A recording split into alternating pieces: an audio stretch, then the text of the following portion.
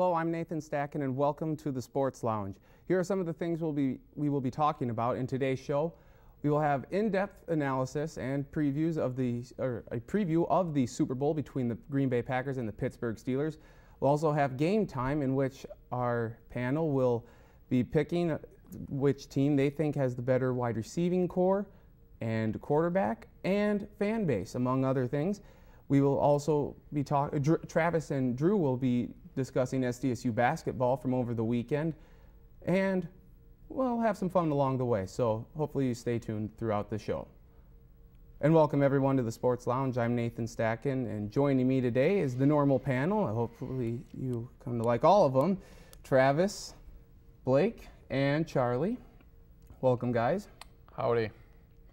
All right then. How are we today?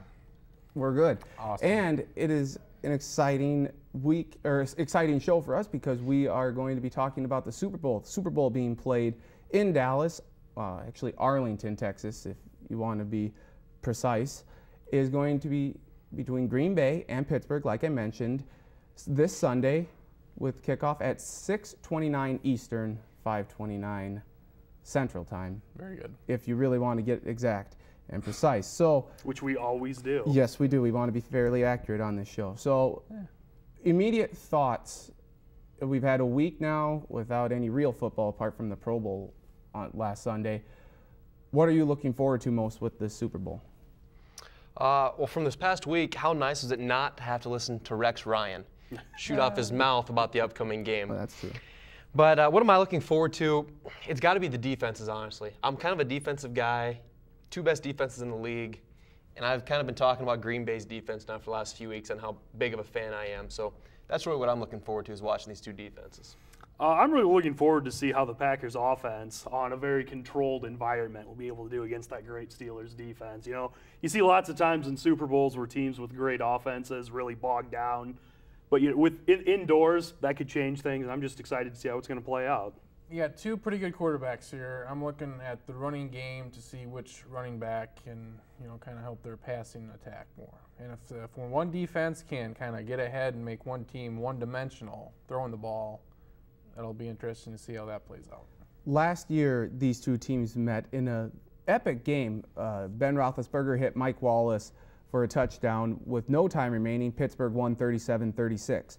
Should be mentioned that Troy Polamalu was not playing in that game, and he's a big part of this Steeler defense. With him, they average giving up like 16 points a game since 2009. Without him, roughly a touchdown more. So how big of a factor will his presence be in the game on Sunday?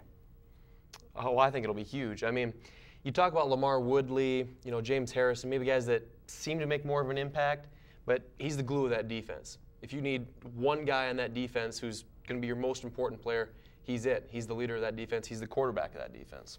Yeah, they've got a lot of playmakers on defense, and he's definitely their biggest playmaker. And, I mean, realistically, he could have a great Super Bowl without even making plays, just his presence being felt in coverage and in run support. Like when they played the Jets, you didn't hear his name much, but, he was doing what he does, kind of laying in the weeds there. But you always have to game plan for him, too. So he did miss a few tackles in this in the postseason so far. Understand that he's still recovering from the Achilles injury. Will that slow him down, and maybe will the Packers try and exploit him on that, get him out of position, and burn the Steelers' defense for some big plays? I think with the week of rest, he had a few games at the end of the season off, and getting back into it with the playoffs, I think he'll be just fine. Yeah, I mean, I guess you could try to attack him. I don't know if that'd be the wisest strategy. No. But I think when you look at Green Bay, they've been running the ball really well. Nobody can really run the ball in Pittsburgh, so they're probably going to have to go to the air, and therefore they're going to have to, test Polamalu. Yeah, there's going to be lots of passing attempts, and he'll get his chance to make plays. And I can't think he's going to go the whole Super Bowl without making any big plays. It's going to happen at some point. And he's going to have to make big plays, because the Steelers' defense is going to have to at least contain the Packers' offense. Aaron Rodgers has had a stellar postseason. He's really coming out of that shell, maybe out of the Brett Favre talk, and creating his own legacy. So the Bears did a good job against him in the NFC Championship game for the most part, outside a couple of drives. Will the Steelers be able to control Aaron Rodgers and stop him from spreading the ball all over the field to the wide receiving core? I think they will to an extent. I mean, I don't think they're going to completely shut him down, but I don't think Rodgers is going to go off for 300 yards and 4 touchdowns either. I think it'll be kind of somewhere in the middle, a little maybe leaning towards the Steelers' defense in a low-scoring game. Yeah, I mean, I completely agree. You know, he gets out the passes really quick. You know, he's a quick passer, and that'll kind of neutralize, you know, maybe Harrison and Woodley a little bit. But at the same time, you talk about this. We've been talking about the Pittsburgh D, and I would give the advantage to them. I would too. And, you know, talk about his quick delivery, and he can kind of scramble out of the way there and get some extra time. So, yeah. Hasn't Starks, though, the Green Bay's running back, James Starks, hasn't his presence and being able to run the ball now, hasn't that helped Aaron Rodgers as well? Yeah, absolutely. I mean, it opens things up, and, you know, then you can't really key on one aspect as much, but, you know, nobody can run on the Steelers' defense. So I think they're going to... So should they just abandon trying to run the ball? I mean, I think they'll try. You have to try to establish it, but, you know, can they succeed? I don't think they'll be very effective. No. I think James Starks, you know, just kind of a one-hit wonder, and I don't see him getting more than 50 yards against the Steelers. And I think, and not to take anything away from James Starks, but I think the biggest thing is just that he's got such a great passing game that it's just opening up lanes for him to run to, and I think that's where, you know, he kind of makes his money. And I don't think those lanes are going to be there this game on Sunday. The Packers have dealt with a lot of injuries throughout the season, losing linebacker Nick Barnett, Jermichael Finley, their tight end, Ryan Grant, their running back, early in the first game of the regular season. So this team has dealt with plenty of injuries and has overcome a lot. For the Steelers, they lost their Pro Bowl center, rookie Marquise Pouncey, in the AFC Championship game against the Jets. And he's a very big factor in this game because the Steelers' offensive line as a whole has been riddled with injuries this year, and they don't have a lot of stability there. So how big of a factor is that in the Super Bowl? And to me, it is, just before you say it, I think it is the X factor of the Super Bowl. Well, that's a big factor. Someone's got to block B.J. Raji up front. If they don't block him, it's going to free up everybody else to make plays for the Packers. I mean, they're building this up as the matchup to watch. I don't think it's going to live up to the hype at all. I think Raji's going to, you know, not going to do anything spectacular. And I just think that if you can kind of run the ball, you know, get some stuff going there, that opens up the passing game a little bit. And you see what they did against the Jets. And Pouncey got hurt early in that game.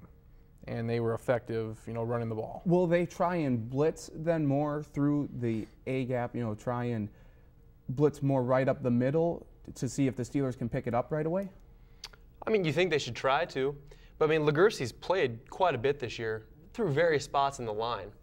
And Pittsburgh, I mean, we keep seeing guys go down. Is it all 5 offensive linemen are different? Or 4 out of the 5? You know, are not original starters. Right. That's how many guys they've gotten hurt. Both teams, I mean, the reason they're in the Super Bowl is because they have so much depth. I mean, they have so many injuries, guys just keep stepping in, stepping up, and I really don't see it being that huge of a factor with the injuries. Because what did Raji really do in that Bears game besides that interception, you know, that made the highlights? No, he's not a guy that's going to rush the passer ever. No, he's going to stuff the line there, plug the hole. He's going to attempt to block or kind of get in front of all the other offensive linemen and free up the linebackers. I think they'll do a better job than the Jets will. What is the one most interesting matchup that each of you are looking forward to watching in the game? I will go with the Steelers receivers against the Packers cornerbacks. Mike Wallace and Hines Ward and Charles Woodson and Tramon Williams. See how they match up. I think that's a pretty good matchup. My matchup I'm looking at is the Green Bay offensive tackles, offensive line against Lamar Woodley and James Harrison. You know, was it last year we've been talking about how bad, you know, Green Bay's offensive line was. They got their tackles healthy, and they've done a lot better job this year. And, you know, Rodgers is a mobile guy, but how do those 2 offensive tackles stack up against probably the best duo of outside linebackers in the league? I like your pick, Travis. I'm going to go with just the opposite, though, and go with Green Bay's receivers against the Pittsburgh secondary and see if those guys can keep making plays like they've done all season or if the Steelers will be able to really rein them in. And I mentioned it a little bit because thinking it's the biggest X factor in the Super Bowl. The Steelers' offensive line as a whole containing the blitz against the Packers And can Legursky really hold up his end of the bargain and protect Ben Roethlisberger, extend the plays, keep those alive? That's the matchup I'm most interested in seeing. When we return to the Sports Lounge, Travis and Drew, who you didn't see on set yet, but he's here. They'll be talking about SDSU basketball from over the weekend and the state of it and what is to come this next week. You're watching the Sports Lounge.